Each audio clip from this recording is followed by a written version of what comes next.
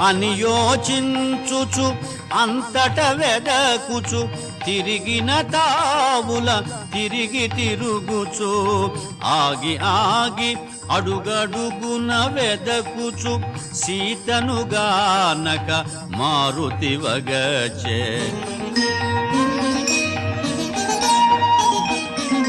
సీత జాడ కనలేదను వార్తను తెలిపిన రాముడు బ్రతుకజాలడు రాముడు లేనిదే లక్ష్మణుడుండడు ఆపై రఘుకులమంతయు నశించు ఇంతటి ఘోరము కాంచినంతనే సుగ్రీవాదులు మడియక మానరు అని చింతించుచు పుష్పకము వీడి మారుతి చేరే ప్రాకారము పైకి